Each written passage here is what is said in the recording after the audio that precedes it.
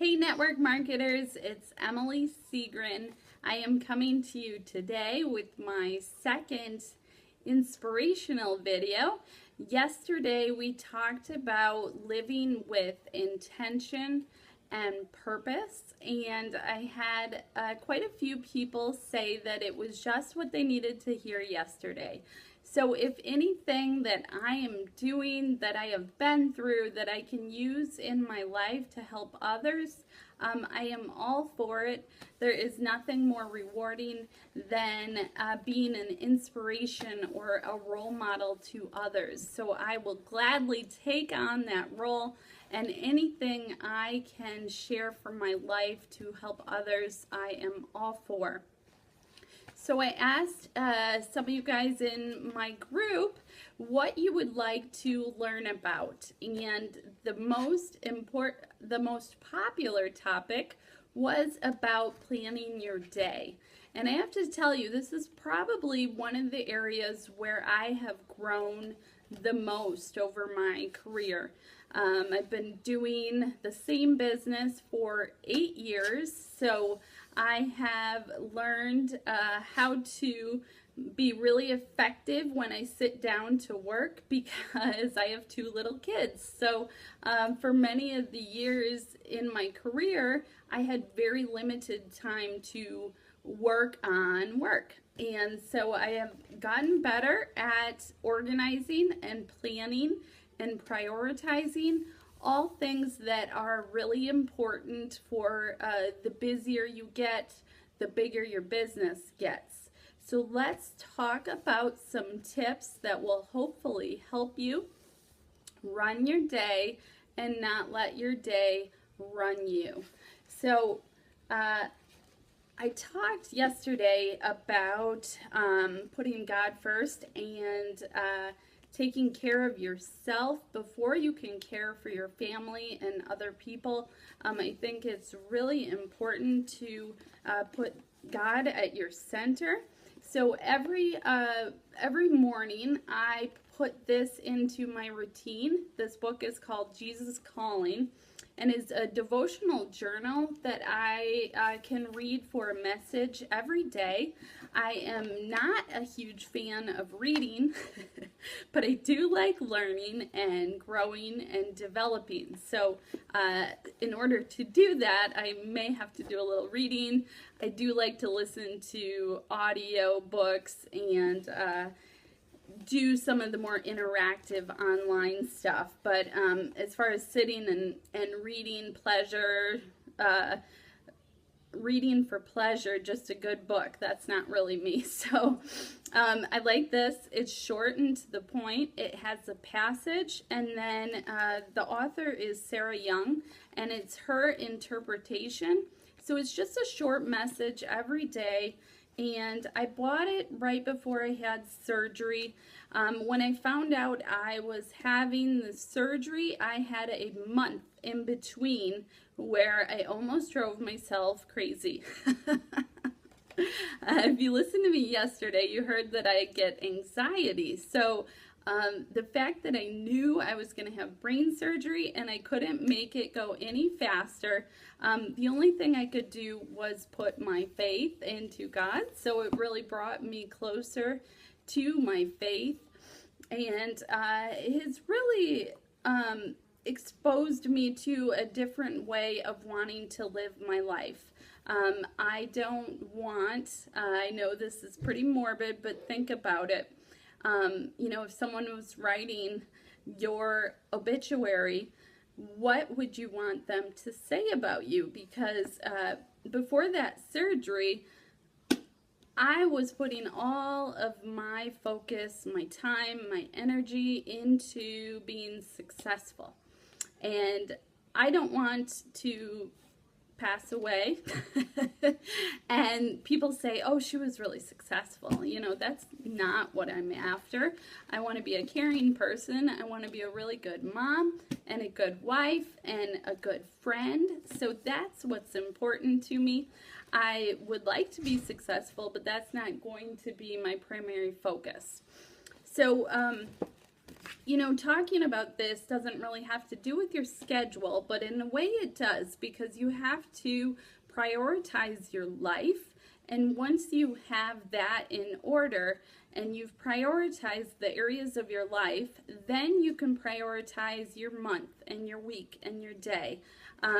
You know, a lot of these passages talk about living in the moment and not having anxiety and not stressing about what is to come, to give those worries to God and to believe that everything is going to work out the way it should, as long as you're living your life the right way.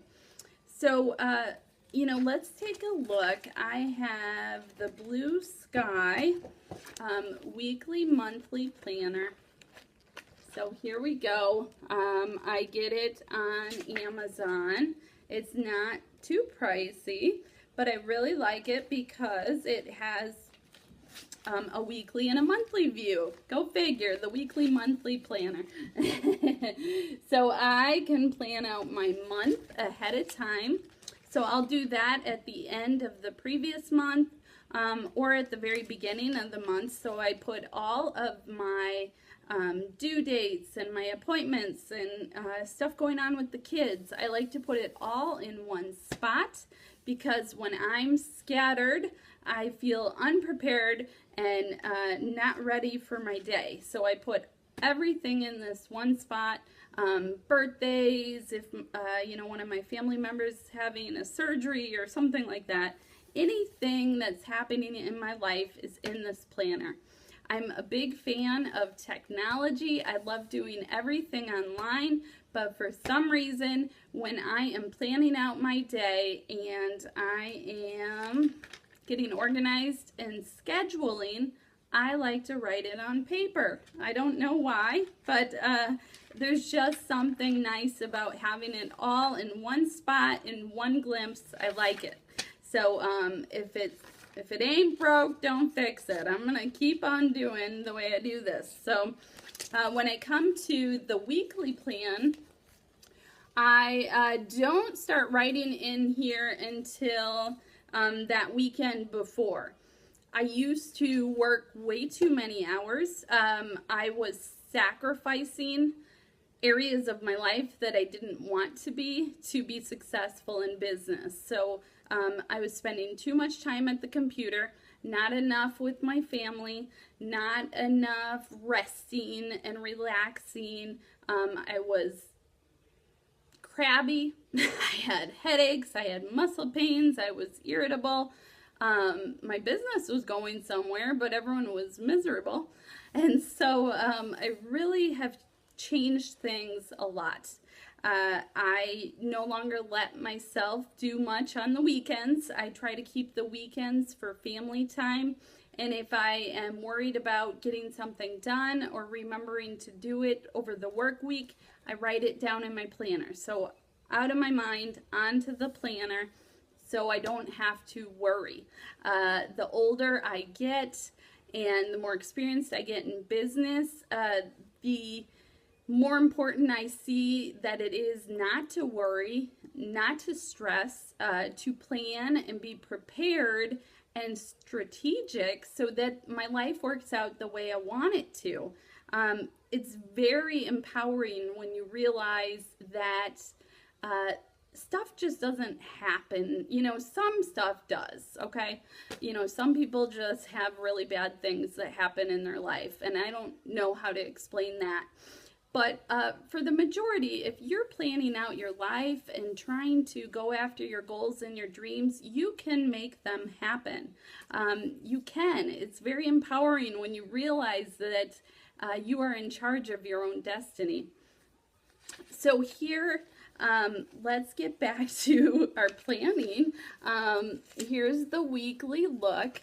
And I told you how I try not to work on the weekends. I try to find balance in my physical self, my mental self, and my spiritual self. So finding happiness is more about finding the balance in those areas. And it's not about numbers or how much money I'm making, because, you know, they say people that are really well off still have trouble finding happiness. And I think that finding balance is your true answer there. So, you know, I want to work every day to be a better mom, a better wife, a better Emily. And that also means a better Avon representative, but it's further down the line than who I am as a person. So I know that when I am prepared for my day, it goes much smoother. I wake up, I try not to look at those texts or the email or the Facebook until I'm ready. And so that I'm starting off the day I want to. I stretch, I go around and pick up the house because I don't like it messy and cluttered. It doesn't help my anxiety. So I take my phone around with me and I listen to personal development as I'm picking up the house because I don't like picking up the house. I don't like doing laundry. I know we all probably don't really like that stuff, but I think some people are better at it than others. It's an area where I struggle. I'd rather be doing my work than cleaning up and doing household chores. But I know that it makes me happier and the family happier when things are organized and well planned out for the day. So I pick up the house listening to self-development. You can find, you know, motivational speakers on YouTube. You can find them on their individual websites. You can find them on Facebook. Look up inspirational books and authors and choose someone that you want to listen to that you think will inspire you that day. So I'm listening to that while I'm picking up the house. Before I know it, the house is all clean, and it feels really good. It's usually about 9 o'clock by the time I have all the house picked up. So then I like to work out. So, nope, I forgot. After I pick up the house, I sit down and I have some breakfast and plan out my day. So I actually take the time to write out my priorities for the day, the projects that I'm working on, and even those personal things that I want to get done. So right here I have workout, laundry, bank, groceries. I didn't do the groceries, but I did the other ones. So write out anything that you have to do that day and what you want to work on. And then you can also use this space during the day to make notes. So when I sit down to start working, I see how our team performed the day before. So I'll go in and see if we have any new appointments, see if I have any online orders. So make sure that even checking stuff like that you write down on your sheet, it's out of your mind on the paper. It usually takes a lot less time than you build it up to think it's going to take in your head. A lot of times I think it's my mind playing a trick on me that I'm so busy, because now when I get organized and planned, that chaos is gone inside, so it feels so much better. Okay, so I sat down, I had breakfast, wrote out my plan. So then I worked out, took a shower. I have all this done by 11 o'clock, and I am ready to sit down to work for a few hours. So I know exactly what I'm going to do because it's on my planner. And I usually can knock it out very fast. And when I take the time to exercise and relax and have that personal time, a lot of times I'm much more focused when I actually sit down to do the work. So make sure that you have a tool, whether it's a weekly planner or you use an electronic device to get yourself organized and prioritized. I will share with you, for those of you who are detail-oriented, you'll start to find that you have a routine. When you've been in the business for a few years and you're not really in that exploring phase, trying to figure out what will work for you, you'll find that you have a routine that you maybe go through every week or every other week. With me, it's every other week because that's how our business is set up. So our campaign runs for 2 weeks. So I have certain things that always happen in 1 week and certain things that always happen in the following week. So I wrote out my week A and week B to-do list.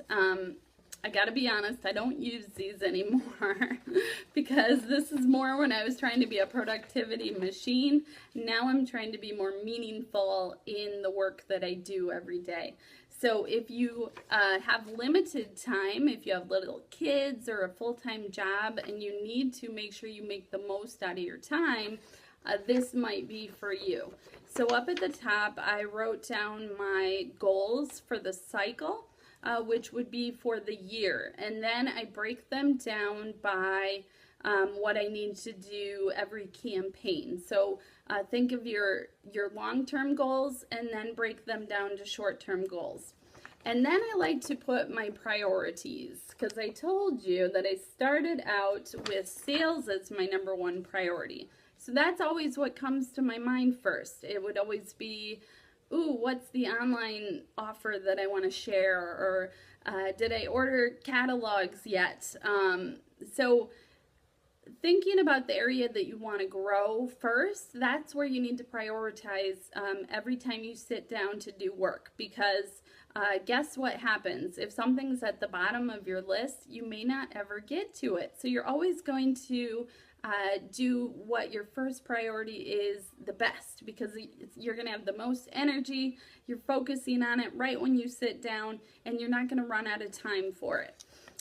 So I have certain activities that I would do every day, and like I said, now it's more about being meaningful. What I have tried to do throughout my business and through growing a decent sized business is I have tried to hand off tasks to employees, or I pay for a service to save me time. A lot of times it's time or money. To me, the money's more important. So I don't want to do things that take up a lot of my time because I want to be focused on growing my business.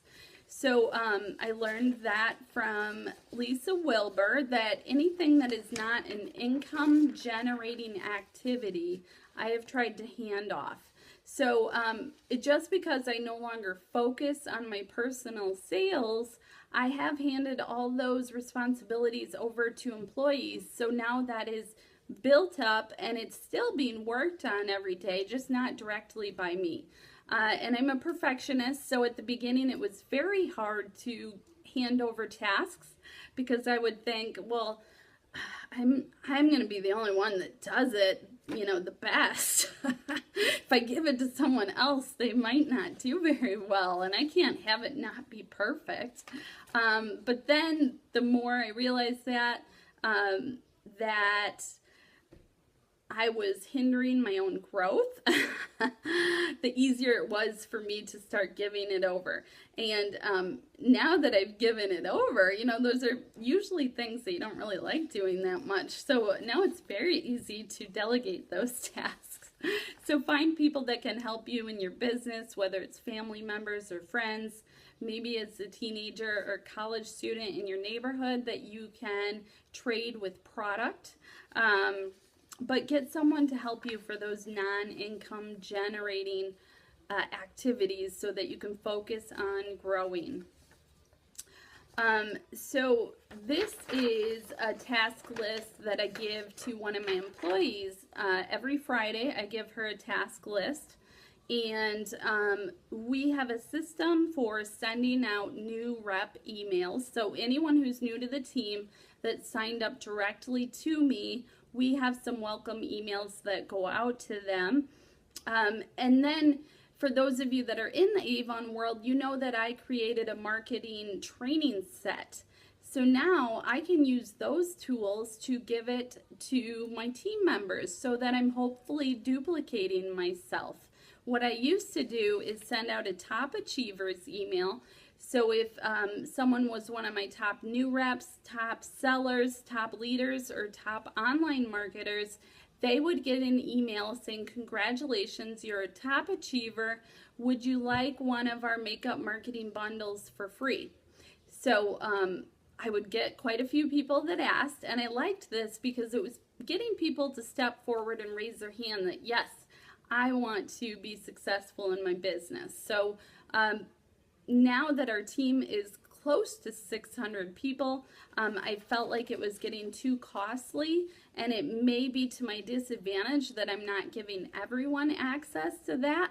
So instead of actually sending them the physical materials, because it was costing me money for the DVDs and the workbooks and the shipping, now we are making it a part of our welcome process to give everyone on our team free access to that training.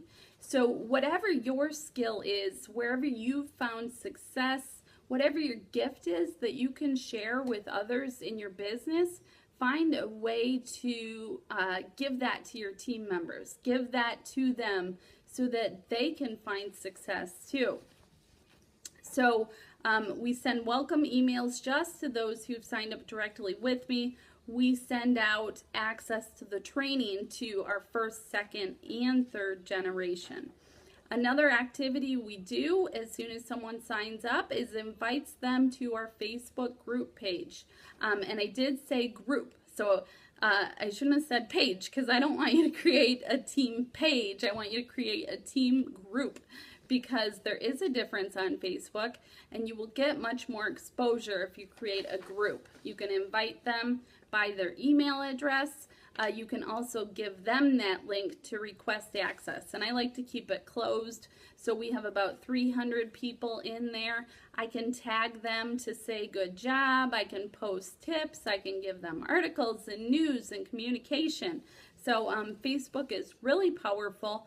We welcome them to that group as soon as they sign up, and I also tell them other Facebook groups that I recommend within our business.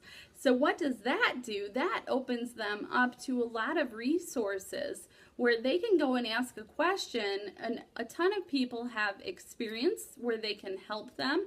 A lot of times you'll get a better answer than you will when you call customer service. Don't tell anyone that. But so you're opening them up to success and the community of your direct sales company. I always do recognition, so I do one for selling and I do one for leadership every other week. Every time new products are posted on our website, we will pin them to our Pinterest boards. And then I also have blogs and buffers set up. So blog posts, I've handed most of the blog posts over to the girl that helps me with the marketing. So anything that's geared towards finding new customers or some of the recruiting ones I've handed over to her, but I pretty much have taken over the ones that are to help other representatives and other consultants for sales and recruiting tips. All the other ones we're still doing, I just have handed that off. And I also like to use Buffer app, which is an awesome tool to set up your social media posts. So you can be social, but you don't have to spend all your time being social on social media. You know, you guys you have to think about and protect your time, because do you want to be the person in all the groups having all the answers? You know, do you want to be the teacher's pet who's always lifting up their hand and helping people individually, or do you want to grow your business and impact a whole group of people? You have to figure out which role you want to play and where you want to spend your time. So as far as being productive, I really recommend that you manage your time, you protect your time. If you have another job or you don't have a sitter, ask permission from your spouse or a family member. Hey, can you take my kids for these 2 hours so that I can focus on my Avon business? Communicating is a big thing with having good open lines and trust within your family and good feelings about the business, because you don't want your spouse or family to think the business is taking away from your personal time. So being organized, prioritizing, using tools or people to help you build up the areas and maintain them once you've got them to a place that you're happy with. And, you know, sometimes you have to, when my kids were little and they weren't in school yet, I'd have a babysitter 2 days a week. And we were fortunate enough to have my mother-in-law doing it most of the time. But there was a time when I hired a sitter because I knew that I wanted that part of me to be in a career in order to be happy. So sometimes it's difficult because you have to find the finances, you have to find people that are willing to help and support you while you're growing. But I have faith that you guys will figure it out, and I hope that I have shared some tips and tools with you that will help you run your day smoother. So thank you so much, and I will talk to you guys soon. Subscribe on YouTube, Emily Seagren and Makeup Marketing. Thanks, guys. Bye.